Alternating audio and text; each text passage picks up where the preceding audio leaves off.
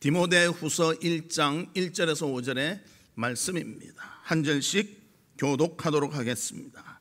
하나님의 뜻으로 말미암아 그리스도 예수 안에 있는 생명의 약속대로 그리스도 예수의 사도된 바울은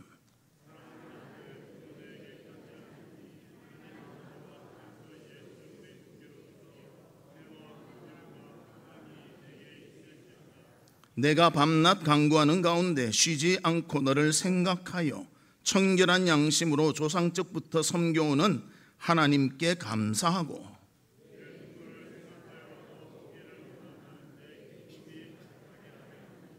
같이 보겠습니다. 이는 내 속에 거짓이 없는 믿음이 있음을 생각함이라. 이 믿음은 먼저 내 외조모 로이스와 내 어머니 유니게 속에 있더니 내 속에도 있는 줄을 확신하노라. 아멘. 성도 여러분, 한 주간 어떻게 지내셨습니까? 명절은 잘 보내셨습니까? 저도 명절에 저희 아버지 계신 부산을 갔습니다. 그리고 남자 둘이서 밥 챙겨 먹으면서 이야기를 많이 나눴습니다. 그래서 저희 아버지도 저하고 이야기를 참 많이 나눈 것 같아요. 그래서 참 좋은 시간이었는데 여러분들도 아름다운 그런 기쁨과 감사가 넘치는 그런 삶이 있으시기를 바랍니다. 우리 옆에 분들과 인사 나누는데요, 일어나 빛을 발합시다. 그렇게 인사 나누도록 하겠습니다. 일어나 빛을 발합시다.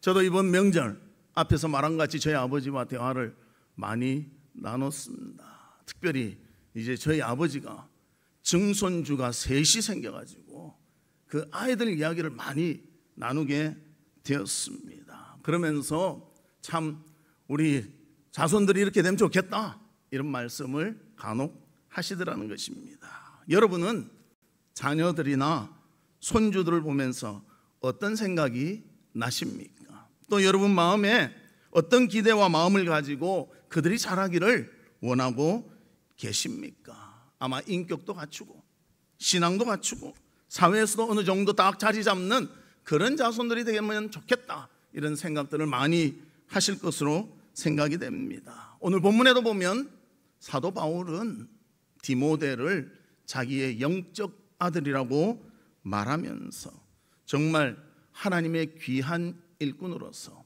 그의 귀한 사명을 이어서 잘 감당하기를 간절히 소망하고 있습니다. 우리도 신앙생활 함에 있어서 나만 잘하는 것이 아니라 나의 후손들도 신앙생활 잘 할 수 있도록 그들에게 아름다운 본과 가르침이 있기를 주님의 이름으로 축복합니다. 그러면 첫 번째로 우리에게 값진 유산이 있다면 어떤 유산이 될 것인가? 저는 신앙이라고 생각합니다. 자녀들에게 물려줄 가장 좋은 유산은 바로 신앙입니다. 바울도 아들 같은 디모데에게 본문 5절의 말씀으로 말하고 있습니다. 이는 내 속에 거짓이 없는 믿음이 있음을 생각함이라. 이 믿음은 먼저 내 외조모 루이스와 내 어머니 유니게 속에 있더니 내 속에도 있는 줄을 확신하노라. 외할머니 그리고 어머니를 통해서 신앙을 알게 되었고 믿게 되었고 잘하게 되었고 이제는 바울의 그 다음의 사역을 감당할 수 있는 귀한 자로 성장할 수 있었다는 것입니다. 그 외할머니 로이스도 마찬가지고 그 어머니 유니게도 마찬가지고 그들도 그 조상으로부터 신앙을 전수받았다는 것입니다. 특별히 디모데는 어머니 유니게를 통해서 많은 신앙의 좋은 부분들을 배우게 되었습니다. 외할머니를 통해서도 배우게 되었겠지요. 그래서 그의 신앙을 바울은 무엇이라고 표현하는가? 거짓이 없는 믿음이라 그렇게 말하고 있습니다. 이 믿음은 순수하며 진실된 지속적인 믿음의 삶을 사는 그런 모습을 말하는 것입니다. 이 믿음이 외할머니 로이스, 어머니 유니게를 통해서 잘 전수되어 그가 그러한 신앙을 가지게 되었다는 것을 바울이 오늘 본문을 통해서 우리에게 증거하고 있는 것입니다. 그러므로 우리 성도님들도 내 신앙도 잘 감당해야 되지만 신앙의 아름다운 본을 보여 여러분의 자손들도 그 아름다운 신앙을 본받아 하나님께 영광 돌리며 주의 축복을 받는 귀한 삶을 살아가는 그런 가정들이 되시기를 주님의 이름으로 축복합니다. 동서고금을 막론하고 자녀에 대한 부모의 사랑은요 정말 특별합니다. 그런 이야기들은요 찾아보면 정말 많습니다. 부모가 자식에 대한 그런 효도의 모습, 또 자녀에 대한 부모의 깊은 사랑, 그것은 참 대단한 것 같습니다. 부모라면 자녀를 위해서 희생합니다. 헌신합니다. 수고합니다. 그러나 그것을 다 했다고 생각 안 하고 아직도 부족한 것이 무엇일까 이렇게 생각하는 것이 우리 부모들의 모습인 것입니다. 저도 신앙의 모습은 저희 어머니를 통해서 이렇게 배우게 되었습니다. 저희 어머니의 철칙 중에 하나는 뭔가 주일날 교회 절대 빠지면 안 된다. 이게 철칙이었습니다. 저는 교회 근처에 이래 살다가 좀 이사를 가는 바람에 이제 교회까지 가는데 한 20분의 거리가 있었습니다. 막 비 오고 이러면 엄마야 어떻게 가요? 당장 가. 우리 어머니는 그랬습니다. 그 다음에 또 교회가 옮겨갔는데요 더 멀어졌습니다. 그러면 지각하지 말라고 일찍 안 나가면 막 혼내던 분이 우리 어머니셨습니다. 신앙을 배울 때는요 철저히 배우는 것이 저는 낫다고 생각합니다. 그리고 저희 어머니가 요구한 것은요 힘 닿는 대로 교회 봉사하라. 저도 찬양대 오래 했습니다. 오케스트라도 했습니다. 안 믿으실지 모르지만 제가 첼로 하면 부산에서는 유명했습니다. 대연중 하면 쟤 또 나왔냐, 임마 1등 뺏기겠다, 이 정도로 했습니다. 그리고 또 교사로서도 오랜 시간 봉사했습니다. 그리고 그 시간 많은 시간을 보내도 저희 어머니는 잘했다 그러지 왜 그거 한다고 공부 안 했냐 이런 소리 절대 안 하셨습니다. 특별히 우리 어머니는요 11조에 대해서 저한테 철저히 가르치셨습니다. 그건 하나님의 것이니 꼭 드려라. 그래서 저한테 용돈을 주시는데요 어렸을 때는 일주일마다 용돈을 주셨습니다. 그런데 이제 중학교쯤 되니까요 한 달치를 주는 거예요. 처음 딱 받으니까 너무 좋은 거야. 일주일치 받다가 한 달치 받아. 그런데 일주일은 신났는데 나머지는 너무너무 힘들어서 미리 다 써가지고. 근데 나중에는 그것도 조절이 되더라는 거예요. 근데 우리 어머니 점검은 딱 하나입니다. 11조 냈냐? 예. 그러면 그 다음 용돈을 주십니다. 11조 냈냐? 아니요, 안 줍니다. 철저했습니다. 그래서 용돈 받기 위해서라도 11조 해야 되겠다. 처음에는 그랬는데요 나중에는 이것이 신앙의 틀이 잡히게 되었다는 것입니다.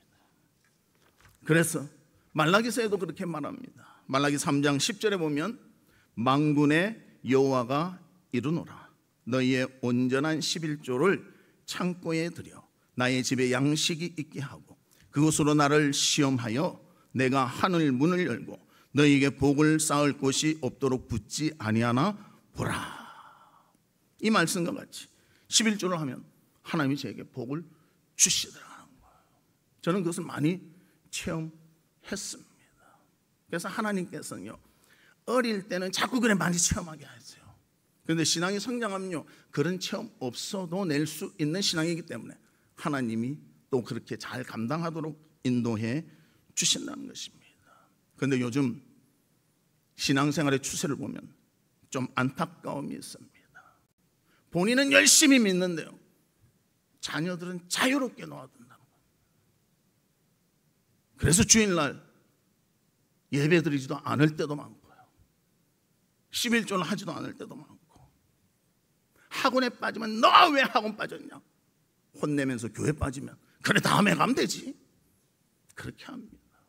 숙제 안 해가면 너 그렇게 해서 공부하겠냐 그러면서 교회에서 봉사한다면 뭐 그렇게 시간을 허비하냐. 이것이 요즘의 추세라는 것입니다. 그러니 우리 아이들 머리에 가치관이 어떻게 생기겠습니까? 우리 자녀들의 가치관 하나님을 잘 섬기는 것보다는 세상에서 잘 되는 것이 낫겠구나. 그것이 머리에 박히게 된다는 것입니다. 제가 어느 기사를 보다가 깜짝 놀랐습니다. 이 기사는 이렇게 말하고 있습니다. 이 세상을 하나님을 잊어버린 시대다. 그렇게 말하고 있습니다. 그래서 오늘날은 하나님을 잊어버린 시대이다.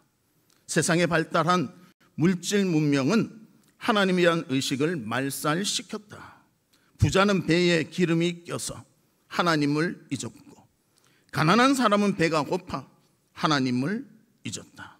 배운 사람은 적은 지식에 눈이 멀어 하나님을 기억치 않고, 무식한 사람은 무식하여 하나님을 찾지 못한다. 법을 두려워하고 사람을 두려워하지만 하나님을 두려워할 줄 모른다. 꽃을 노래하고 산수를 노래하면서도 하나님을 찬양할 줄 모른다. 돈, 명예, 권세, 머리 속이는 사람 많으나 하나님께 경배하는 자는 드물다는 것입니다. 밥 한 그릇, 돈 몇 원에 사람끼리 감사할 줄 알면서도 하나님의 크신 은혜는 감사하지 않는 것이 현대의 세태입니다. 신문을 봐도 사회면에 봅니다. 좋은 선한 일보다는요, 범죄한 일, 고통받은 일, 아픈 일들이 많이 기록되어 있습니다. 그래서 부모를 통한 자식의 아픔 나오고 있고요, 자식 때문에 부모가 힘들어하는 그런 부분이 나오고 있습니다. 사랑에 실패해서 우는 남녀, 사랑 간의 의리도 없고 믿음도 없고 서로 견제하며 살아가는 그러한 모습을 자꾸만 보게 됩니다. 돈 몇 푼 때문에 사람을 배신하고 죽이려고 하는 것이 요즘의 세태라는 것입니다. 여러분 어떻게 생각하십니까? 돈을 남기면 자녀에게 많은 도움이 되겠지, 그렇게 생각하지만요, 사실은 돈을 남겨주면 그 돈 때문에 자녀들이 싸우게 됩니다. 우리 성도 중에서도 한 분이 저한테 오셔서 그러는 거예요. 목사님, 장례 치르고 너무 슬펐어요. 그래서 그렇죠, 많이 슬프시다니까. 돌아가신 것 때문에 슬픈 게 아니에요. 그 뒤에 일들 때문에 나 동생이 그럴 줄 몰랐어요. 그렇게 말하는 것입니다. 그래서 디모데의 모습을 보면 그의 외할머니 로이스와 그의 어머니 유니게를 통해서 바른 신앙을 알게 되고 바른 삶을 살게 되니까 정말 믿는 자의 아름다운 모습을 보여주게 되는 것입니다. 돈을 물려주려고 하시지 마시고 신앙을 물려주시는 우리 성도들이 되시기를 주님의 이름으로 축복합니다. 두 번째로는 가정입니다. 신앙의 유산을 잘 전해줄 수 있는 것이 바로 가정이라는 것입니다. 디모데도 가정에서 신앙의 교육을 잘 받아 바울의 영적 아들이 될 수가 있었습니다. 그의 가정의 역할 중에 가장 중요한 것은 그의 어머니와 할머니가 신앙의 본을 보여주셨다는 것입니다. 그리고 그것을 그대로 배우게 하셨고 그것을 삶 속에 젖어들게 하고 일상 속에서 하나님을 섬기는 자가 될 수 있도록 도와주었다는 것입니다. 그러면 성경에서는 우리의 가정에 대해서, 우리의 신앙의 삶에 대해서 역할이 무엇인가, 어떻게 해야 되는가, 그렇게 말해주고 있는가. 창세기 1장 28절에 보면 하나님이 그들에게 복을 주시며 하나님이 그들에게 이르시되 생육하고 번성하여 땅에 충만하라, 땅을 정복하라, 바다의 물고기와 하늘의 새와 땅에 움직이는 모든 생물을 다스리라 하시니라. 세상을 하나님의 뜻에 의해서 다스리는 것이 우리의 역할입니다. 그런데 세상의 것을 사랑하면요, 우리가 지배당하게 되는 것입니다. 그래서 우리가 이 바른 것을 알고 가정에서부터 그것을 실천하며 살기를 바랍니다. 그래서 가정이 주신 하나님의 말씀을 잘 실천하며 살려고 하면 어떻게 해야 되는가? 주님의 뜻이 무엇인 줄 알고 그 뜻에 순종해야 한다는 것입니다. 우리 성도들이 많이 이렇게 생각합니다. 가정은 쉬는 곳이다. 물론 쉬기도 합니다. 그러나 교육받는 장이 되어야 됩니다. 신앙의 교육을 받는 그런 장이 되어야 한다는 것입니다.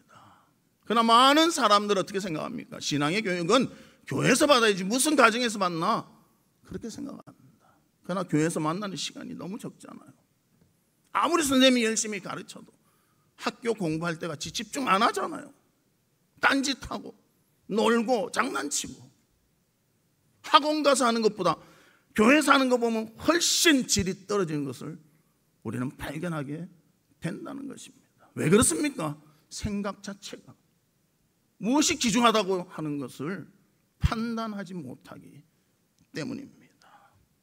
그래서 우리 부모님들이, 할아버지 할머니들이 아이들 앞에서 신앙의 소중함을 분명히 보여줄 수 있는 모두가 되시기를 주님의 이름으로 축복합니다.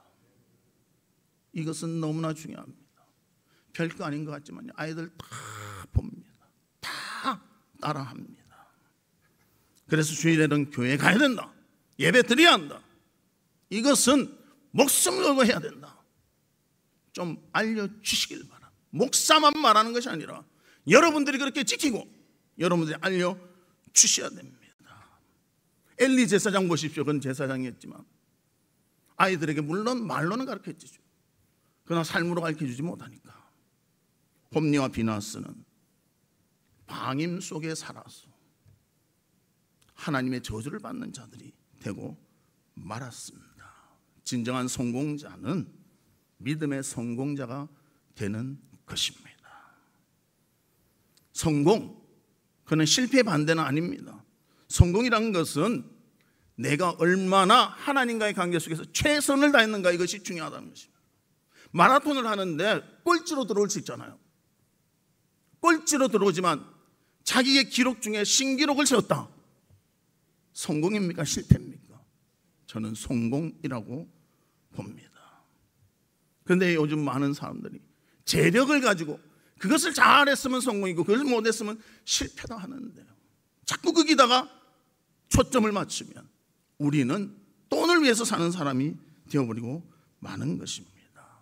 진정 성공의 비결을 알기를 원한다면 우리의 사고방식, 우리의 인격, 이것이 재력보다 앞서서 하나님 앞에 바로 사는 모습을 보여야 하는 것입니다. 하나님에 대한 믿음이 전보다 성장했다면 우리는 성공자인 것입니다. 내가 전보다 더 믿음으로 사는가 꼭 점검하시기를 바랍니다. 그래서 여러분들 가정에서 자녀 그 교육을 성공하시기를 원하십니까? 하나님 더 알도록 자극줘야 되고요, 주님 말씀대로 순종하는 자녀가 된다면 성공의 길을 걷고 있는 것입니다. 자녀에게 물고기를 주기보다는 물고기 잡는 법을 알려주어야 합니다. 일회성에 무엇을 하는 것보다는 지속성으로 어떻게 할 것인가, 이것을 알려주어야 하는 것입니다. 그리고 그것을 부모가 본을 보이고 계속 그렇게 살아간다면 자녀는 자기도 모르는 사이에 배워 그런 신앙의 모습을 닮아가게 될 것입니다. 우리 모든 성도님들의 가정에 이런 신앙의 아름다운 전수가 있기를 주님의 이름으로 축복합니다. 세 번째로는 디모데입니다. 디모데는 어떤 사람인가? 바울의 영적 유산을 받은 사람입니다. 제가 이렇게 찾아보다 보니까 참 재미있는 게 있더라고요. 음식도 종류에 따라서 참 맛이 있겠지만요, 어떤 온도를 유지하느냐, 이것이 참 중요하더라고요. 물도 그렇답니다. 물이 제일 맛있는 물의 온도가 무엇인지 아십니까? 찬물은 13도에서 15도 사이가 가장 맛있고 시원하게 느끼는 그런 물이라고 합니다. 그래서 시냇물, 샘물, 이것이 13도에서 15도를 유지한다는 거예요. 하나님이 만드셨는데요, 제일 맛있는 물을 마실 수 있는 온도로 허락해 주셨다는 것입니다. 그런데 이 온도만 있는 것이 아니라 또 물맛을 바꾸는 온도가 있다고 합니다. 70도의 물이 가장 맛있답니다. 그 얘는 뭐냐? 우리나라 밥 먹고 난 후에 먹는 숭늉입니다. 그래서 숭늉 먹으면서 다 그러죠. 이러잖아요. 왜? 속을 시원하게 하고 따뜻하고 도움이 되니까 그렇게 합니다. 그와 같이 우리 조상들은 참 지혜로웠던 것 같아요. 숭늉이란 것을 발명해가지고 그것을 먹으면서 맛있는 물을 먹는 법을 알았다는 것입니다. 또 미국의 경우에는 커피의 온도인데요, 커피의 최고의 온도는 63도에서 64도랍니다. 그래서 커피를 팔팔팔팔 끓여가지고 설탕 한 숟가락 탁 집어넣고 그 다음에 우유를 쫙 부어서 싹 섞으면 63도에서 65도 사이가 되면 먹으면서 그렇게 맛을 느낄 수가 있다는 것입니다. 마찬가지로 신앙에 적당한 온도가 있습니다. 성경에서는 차든지 덥든지 하라 그렇게 했는데 찬 거는 빼야 됩니다. 불신자 아닙니까? 그러면 신앙의 온도는 몇 도인가? 신앙의 바른 온도는 하나님 앞에서 언제나 100도로 뜨거워야 한다는 것입니다. 차가운 것은 안 믿는 거잖아요. 하나님 믿을 때서 열정을 가지고 믿음으로 충성하며 영광 돌리며 헌신하며 우리는 살아야 하는 것입니다. 바울도 디모데를 100도의 사랑으로 사랑했습니다. 2절에 보면 이렇게 말합니다. 사랑하는 아들 디모데에게 편지하노니 하나님 아버지와 그리스도 예수 우리 주께로부터 은혜와 긍휼과 평강이 내게 있을지어다. 진심으로 말하잖아요. 사랑하는 내 아들아. 정말 사랑하니까요, 이것이 표현이 되더라고요. 표현이. 여러분 사랑하는 대상이 있습니까? 그러면 정말 잘 되기를 원하는 거예요. 근데 내가 사랑한다고 생각하는데 내보다 좀 나은 거 보고 시기 질투하면요 진짜 사랑하는 것이 아니라는 것입니다. 저도 이번에 손자를 보니까요 사랑의 마음이 막 생기더라고요. 그래서 막 축복을 빌어주고 또 제가 제 아내보다 먼저 오지 않았습니까? 부러워 죽겠더라고. 그리고 이래 영상통화하는데요 저를 보면 이제 안다고 좀 이래 손을 뻗고 하면요 그거 조목손 한 번 더 만져보고 싶은 그런 생각이 들더라고요. 그러면서 절실히 기도하게 됩니다. 우리가 사랑하면요 이 표현이 나타나는 것입니다. 3절에 보면 이렇게 말합니다. 내가 밤낮 간구하는 가운데 쉬지 않고 너를 생각하여 그렇게 말합니다. 항상 간구하고 항상 생각하게 되는 그런 사랑의 마음을 표현하고 있습니다. 그리고 그뿐만이 아니라 4절과 5절에는 이렇게 말합니다. 내 눈물을 생각하여 너 보기를 원함은 내 기쁨이 가득하게 하려 함이니 이는 내 속에 거짓이 없는 믿음이 있음을 생각함이라. 바울이 이렇게 사랑하는 이유 중에 하나가 너의 신앙의 그 아름다운 모습을 기억할 때 정말 너에 대한 사랑, 너에 대한 기도, 너에 대한 헌신이 나오게 되는구나 그렇게 고백하고 있습니다. 그의 순수하고 아름다운 사랑, 정말 에베소를 떠날 때 눈물 글썽한 그 디모데, 바울을 걱정하는 디모데의 그 표정을 바울이 보았던 것입니다. 또 마찬가지로 바울도 디모데를 사랑하며 아끼는 그 모습이 오늘 말씀을 통해서 우리에게 전해지고 있는 것입니다.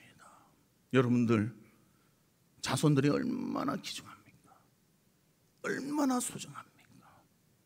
우리 자손들 바른 신앙 가질 수 있도록 우리가 본을 보이고 바로 가르쳐서 믿음 가운데 굳건히 설 수 있도록 이 모든 것을 감당하는 우리 성도들 되시기를 주님의 이름으로 축복합니다.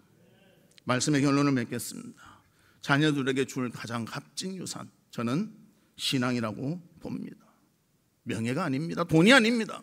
건강이 아닙니다. 바로 믿음의 유산인 것입니다.